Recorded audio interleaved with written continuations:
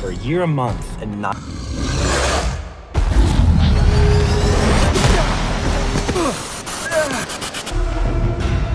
Down. Move easy.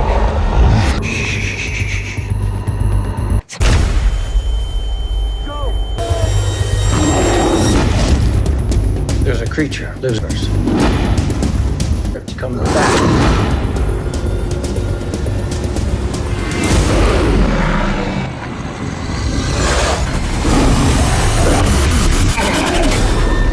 Movie की शुरुआत में मूवी की अभिनेत्री यानी एश्ले को गाड़ी में जाती हुई दिखाई जाता है। दरअसल एश्ले पति को यानी मूवी के नायक मैक्स को 1 साल पहले जेल हुई थी। सजा पूरी होने की वजह से एश्ले उसे लाने के लिए जेल जाती हुई दिखाई देती है। वहाँ दूसरे सीन में एश्ले का पति यानी मैक्स को जेल से छूटकर बाहर आता हुआ दिखाई जाता है। मैक्स बाहर आकर एश्ले की गाड़ी में बैठ जाता है और दोनों घर की ओर निकल जाते हैं। मैक्स एश्ले को अपने बेटे के बारे में पूछता है तो एश्ले कहती है कि वह एकदम ठीक है। तभी वहाँ गाड़ी में फ्यूल भरने के लिए एक पेट्रोल पंप पर रुक जाते हैं। एश्ले फ्यूल भरती है और मैक्स नजदीकी एक शॉप में कुछ खाने का सामान लेने चला जाता है। तभी वहाँ एक पुलिस वाला शॉप के मालिक से किसी गुमशुदा व्यक्ति के बारे में पूछ रहा होता है तो शॉपकीपर उसे बताता है कि उस व्यक्ति को बिग फूड ले गया होगा। बिग फूड यानी एक शैतानी शक्ति वाला जानवर जिसके बारे में पुराने लोग बताते हैं, लेकिन इन बातों पर उस पुलिस वाले को यकीन नहीं होता और वह कहता है मैं इन बातों पर यकीन नहीं करता, मगर ये व्यक्ति अगर तुम्हें कहीं दिखता है तो मुझे खबर जरूर कर देना। और पुलिस वाला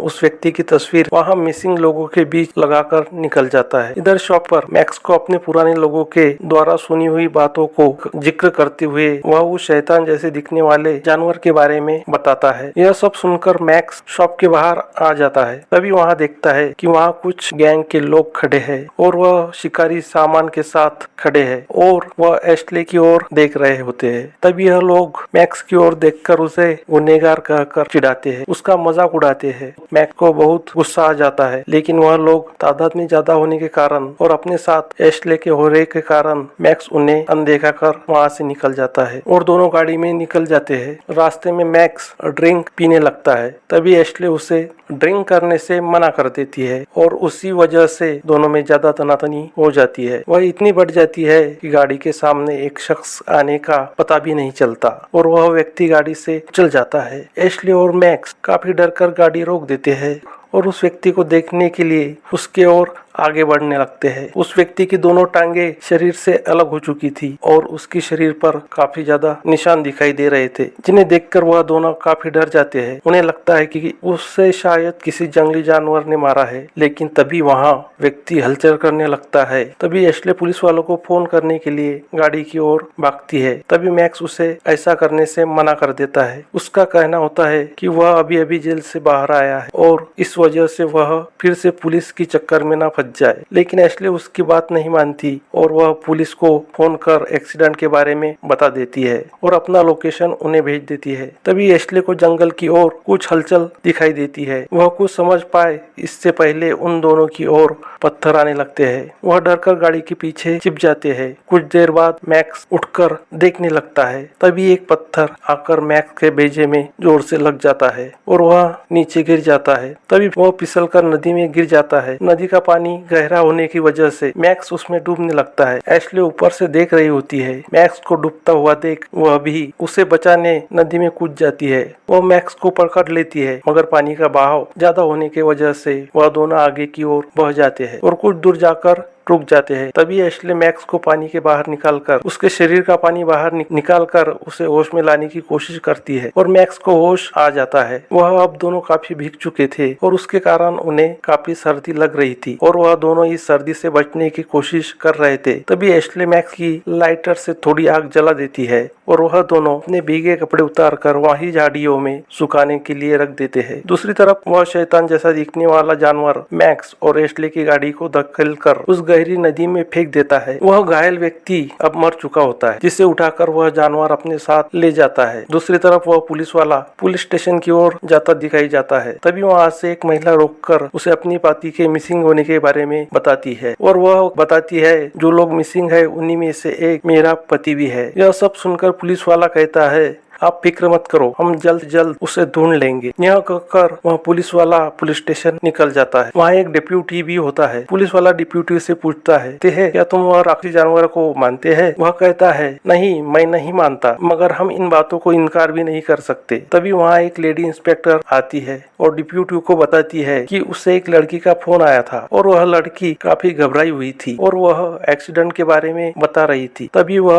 उस एक्सीडेंट वाली लोकेशन पर पहुंच जाते हैं। वह देखते हैं कि वह एक्सीडेंट वाली गाड़ी गहरे पानी में गिरी हुई है। वह निकालने में काफी वक्त लग जाता है और उन्हें रात हो जाती है। गाड़ी बाहर निकालने के बाद पुलिस वाला गाड़ी की चेकिंग करता है। उसमें उसे एश्ले और मैक्स के फोटोग्राफ मिल जाते हैं। पुलिस वाला अपने अफसरों से दोनों के बारे में और जानकारी निकालने को कहता है। उधर दूसरे दिन जब एश्ले की नींद खुल जाती है तो वह देखती है कि वह आदमी जिसको गाड़ी से कुचला था वह सामने खड़ा है और उसे पता चलता है यह वहम है। वह उठकर अपने कपड़े देखने लगती है, लेकिन जिन झाड़ियों में उन्होंने कपड़े सुखाने रखे थे वहाँ से एश्ले के कपड़े गायब हो चुके होते हैं और मैक्स के वही रखे होते हैं। और मैक्स एश्ले को अपनी बनियान पहनने के लिए दे देता है और अब वह दोनों नदी के किनारे से जाकर बस्ती ढूंढने के बारे में सोचकर नदी के रास्ते निकल जाते हैं। कुछ दूर जाने के बाद वह देखते हैं कि आगे नदी के रास्ते नहीं जा सकेंगे। तभी वह जंगल के रास्ते निकल जाते हैं। जंगल के रास्ते जाते हुए उन्हें किसी के होने की आहट होती है। कोई काफी देर से अपना पीछा कर रहा है, इस तरह से उनको महसूस होता है। वह वही शैतानी जानवर यानी बिग फूट था, जिसकी बनावट झाड़ियों की तरह होने के कारण काफी करीब होने के बावजूद उसे देख नहीं पाते। तभी अचानक जंगल में उन्हें गोली की आवाज आती है। वह दोनों आगे देखते हैं कि वही शिकारी जो शॉप के बाहर एश्ले को घूर रहे थे और मैक्स का मजाक उड़ा रहे थे, वही शिकारी सामने खड़े होते हैं। एश्ले और मैक्स डर जाते हैं। अब मैक्स उन्हें सब बताकर उनसे मदद मांगने के बारे में सोचता है और एश्ले को चुपने के लिए कहता है और वह मदद मांगने के लिए आगे आता है। तभी सब शिकारी मैक्स पर हंसने लगते हैं। तब मैक्स उन्हें फोन देने की रिक्वेस्ट करता है ताकि वह किसी को मदद के लिए बुलाए। वहाँ शिकारियों का एक लीडर भी होता है जिसका नाम बीडी होता है। वह मैक्स से कहता है यहाँ जंगल में कोई टावर नहीं मिल पाता, इसलिए हम फोन का इस्तेमाल नहीं करते, लेकिन हमारे पास रेडियो होने के बारे में वह बताता है। तो मैक्स उसे रेडियो देने के लिए रिक्वेस्ट करता है, लेकिन वह लीडर रेडियो देने से भी साफ मना कर देता है। तभी मैक्स उसे जंगल के बाहर निकलने के रास्ते के बारे में पूछता है, मगर लीडर वह भी बताने से मना कर देता है। उधर एश्ले अभी भी वही चुपी होती है और अचानक एश्ले के पीछे वह जानवर आ जाता है। एश्ले के कुछ बाल काटकर अपने साथ ले जाता है। एश्ले डरकर छिप जाती है और पीछे देखती है, मगर वहाँ कोई नहीं होता। वह बिग फ्रूट यानी जंगली जानवर वहाँ से जा चुका होता है। एश्ले डर के मारे बाहर निकल आती है। वह शिकारी एश्ले को देख लेते हैं। एश्ले मैक्स की ओर आ जाती है। वह सब लोग एश्ले की हालत पर हंसने लगते हैं। तभी लीडर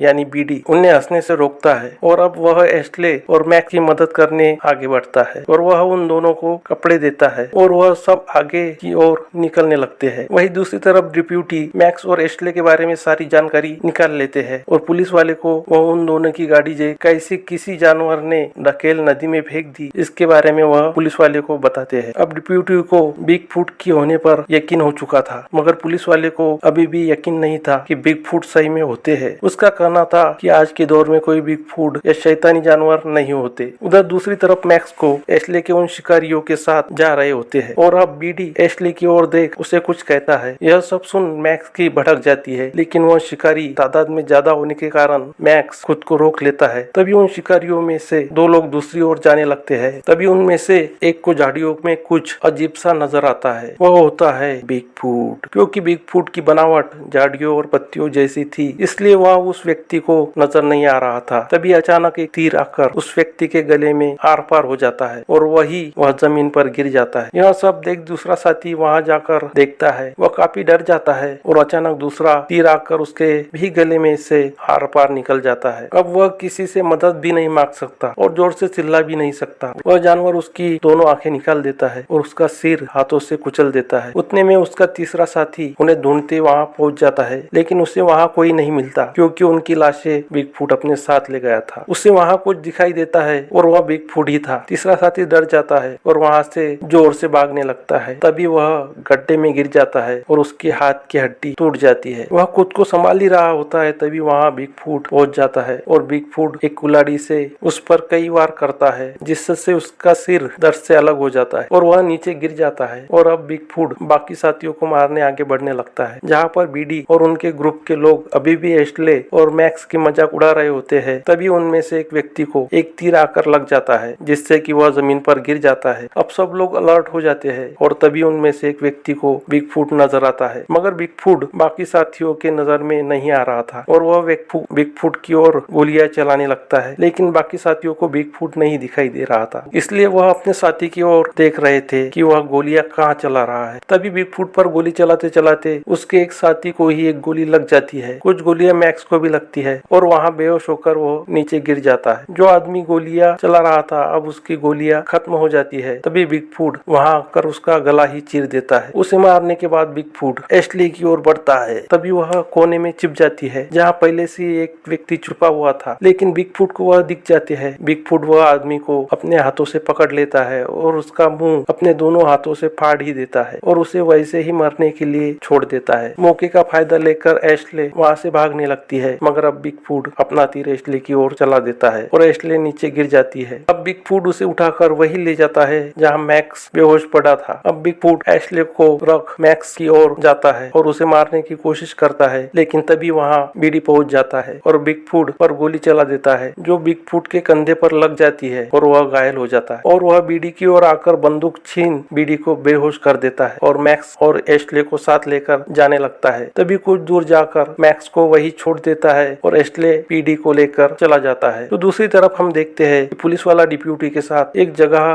पहुंच जाता है जहां एक लेडी को कैंसर था और उसी के लिए वहां एक तंत्र मंत्र की पूजा करने वाले होते हैं। पुलिस वाला वहां आना नहीं चाहता, मगर डिप्यूटी के कहने पर वहां आ जाता है। मैक्स अभी जख्मी हालत में जंगल में पड़ा था। वहां एक बूढ़ी औरत आ जाती है जो कि एक विच की तरह दिख रही होती है। वह देखती है कि मैक्स अभी भी जिंदा है। वह देख मैक्स को अपने साथ अपनी कुटिया ले जाती है, जो कि जंगल की एकदम बीचों बीच थी, जिसकी कुटिया में अजीबोगरीब चीजें रखी हुई थी। वह बूढ़ी औरत मैक्स पर घरेलू उपचार करती है। सबसे पहले वह मैक्स के शरीर में से गोलियां निकाल देती है और एक चीज खाकर उसे मैक्स के जख्मों पर थूक देती है और वह मैक्स के जख्मों को सी देती है। दूसरी ओर जब एश्ले को होश आता है तो वह खुद को बिगफूट की कैद में पाती है, जहाँ उसे बीडी भी दिखाई देता है। वहाँ पर कुछ हड्डियां और बीडी के साथियों के सिर भी पड़े हुए होते हैं। तभी वहाँ बिगफूट आ जाता है। एक बड़ा सा चाकू लेकर वह बीडी को मार देता है और उसके बॉडी पार्ट निकाल लेता है और फिर वह एश्ले की ओर बढ़ता है। वही दूसरी तरफ दिखाया जाता है पुलिस वाला न चाहते हुए उस पूजा में पहुंचा होता है, जहाँ वह प्रोग्राम शुरू हो जाता है, जिस दौरान उन सब का उन्हें एक ड्रिंक पीने के लिए दी जाती है। वह पीने के बाद वह लोग अपने रिवाजों जैसा गाना शुरू कर देते हैं। तभी पुलिस वाले की तबीयत वह ड्रिंक की वजह से खराब हो जाती है। वह अचानक अपने करीब कुछ वाहन देखने लगता है, जिसके दौरान डिप्यूटी अचानक से वेश बदलते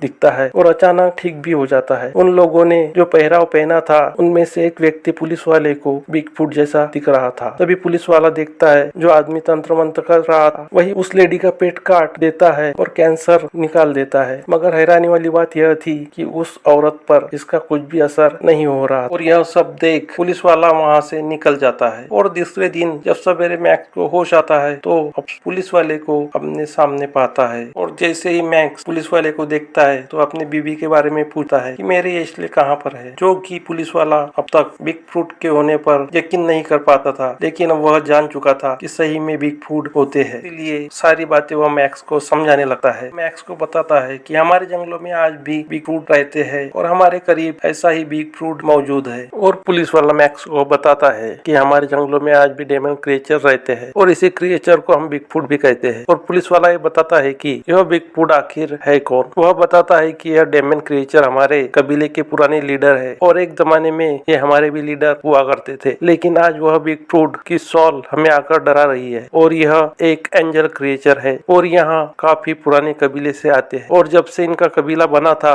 ये तभी से हमारे बीच इन जंगलों में रह रहे हैं। इसी वजह से वह एंजल समय के हथियार आराम से चला लेते हैं, यानी कुछ वर्ड में कहा जाए तो वह एंजल क्रिएटर है और वह एंजल क्रिएटर की सॉल है। और यह बताकर पुलिस वाला मैक्स से कहता है कि एश्ले को भी वही बिगफूट ले गया है। अब मैक्स को एश्ले को बचाने जाना था, वही दूसरी तरफ पुलिस वाले को भी बिगफूट को मारना था, इसीलिए वह जंगल में जाने का ठान लेते हैं। और बिगफूट घायल हुआ था, उसे गोली लगने की वजह से वह काफी कमजोर हो चुका था, ऐसे में उसे मारना काफी आसान होगा। लेकिन वह लोग ये भी जानते हैं कि बिगफुट इंसानों की गंध को जानता है और वह कुछ पुराने हथियार साथ लेते हैं और उसे गंध न आने पाए, इसीलिए एक लिक्विड वह दोनों अपने शरीर को लगा लेते हैं ताकि बिगफुट को पता न चल पाए। जाते जाते पुलिस वाला एक पिस्तौल भी अपने साथ ले लेता है और वह दोनों जंगल की ओर निकलते होते हैं। तभी वह बूढ़ी औरत उनका हौसला बनाने के लिए एक ड्रम बजाती है। दूसरी तरफ एशले अभी भी बिगफुट के कब्जे में है और वह उसे इंसानों का मांस खाने पर मजबूर करता है और वह मांस खाने को एशले मान भी जाती है। तभी वह उस मांस से एक नोकीली हड्डी मुंह में उठा लेती है और उसे पत्थर पर घिसकर और भी नोकीला बना देती है। जब बिगफुट उसके करीब आता है तो वह उससे बिगफुट पर हमला कर देती है, लेकिन उस पर कुछ भी असर नहीं होता। तभी बिगफुट को उस औरत की ड्रम की आवाज आ जाती है और वह समझ जाता है कोई इंसान उससे लड़ने के लिए आ रहा है और वह एक जाला लेकर बाहर निकल जाता है। उसी का फायदा उठाकर एशले रस्सी को काट लेती है और खुद को छुड़ा देती है और वहाँ से कुछ कपड़े उठाकर पहन लेती है और एक बंदूक उठा लेती है। दूसरी तरफ मैक्स और पुलिस वाला बिगफुट को ढूंढ रहे होते हैं। वह अब अलग अलग जाकर उसे ढूंढने लगते हैं। कुछ देर जाने के बाद पुलिस वाले को अपने करीब किसी के होने की आहट होती है। तभी वो पिस्तौल निकालता है और बिगफुट बुलेट की गन पहचान लेता है और उसे पुलिस वाला कहा है यह पता चल जाता है। पुलिस वाला जल्दी से गन फुट की ओर चलाता है, लेकिन उससे पहले बिगफुट पुलिस वाले पर हमला कर देता है। पुलिस वाला भी तुरंत उस पर गोली चला देता है और गोली उसे लग भी जाती है, मगर इससे बिगफुट काफी गुस्सा हो जाता है और पुलिस वाले का गला काट देता है। तभी वहाँ मैक्स पहुँचता है। वह देखता है कि पुलिस वाला मर चुका है और बिगफुट वहाँ नहीं है। उसे गोली लगी होने के कारण उसका खून वहाँ झाड़ियों पर लगा हुआ था। उसी खून के सहारे मैक्स बिगफुट की ओर जाने लगता है। तभी मैक्स देखता है एशले बिगफुट को मारने के लिए उसकी ओर बंदूक लिए जा रही है और मैक्स उसे रुकने को कहता है, लेकिन एशले को बिगफुट को खत्म करना था। वह मैक्स का इशारा कर बिगफुट का रास्ता बताती है और आगे जाकर वह बिगफुट पर गोली चला देती है और वह दोनों वहाँ से भागने लगते हैं। कुछ देर भागने से थककर वह सांस लेने रुक जाते हैं, लेकिन कुछ देर बाद उन्हें बिगफुट की आवाज फिर से आती है, यानी इसका मतलब है बिगफुट अभी भी मरा नहीं था, बल्कि वह जिंदा है। अब मैक्स वहाँ रुककर बिग को मारने का मन बना लेता है ताकि एशले को वहाँ से भागने का मौका मिले और एशले भागकर मेन रास्ते तक पहुँच जाएगी, लेकिन एशले मना कर देती है। इस बार मैक्स एशले को मना लेता है और दोनों एक दूसरे को बाय कह देते हैं। एशले निकल जाती है और मैक्स अब बिगफुट को मारने उसकी ओर जाने लगता है। उसे बिगफुट दिख जाता है और उस पर गोलियां चला देता है, लेकिन अब गोलियों का असर उस पर नहीं हो रहा था क्योंकि बिगफुट अब पूरी तरह से घायल हो चुका था और काफी कमजोर खुद को महसूस कर रहा था, पर फिर भी वह काफी ताकतवर दिखाई दे रहा था। अभी भी उसे मारना इतना आसान नहीं था। तभी बिगफुट भागकर मैक्स की ओर आता है और उसकी गर्दन पकड़कर उसे ऊपर उठा लेता है। तभी मैक्स मौका पाकर एक चाकू निकालकर बिगफुट पर बार बार वार कर देता है। बिगफुट घायल हो जाता है और बिगफुट मैक्स को छोड़ देता है। तभी मैक्स खुद को संभालकर वहाँ से हथियार उठाकर भाग रहा होता है। तभी उसका पैर बिगफुट ने लगाए एक ट्रैप में फंस जाता है और बिगफुट एक बार फिर मैक्स को पकड़ लेता है, लेकिन अब मैक्स अपने पास के उस हथियार से बिगफुट पर काफी वार करता है और अब बिगफुट मरकर नीचे गिर जाता है।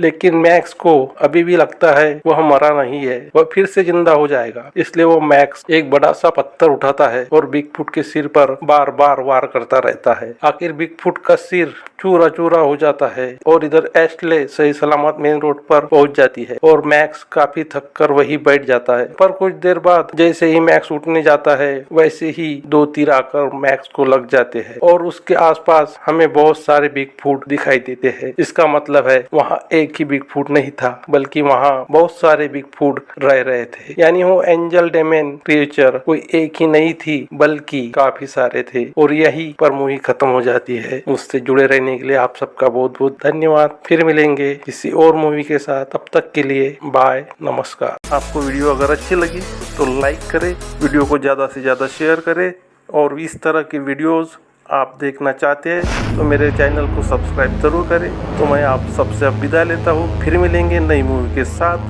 तब तक के लिए बाय, धन्यवाद।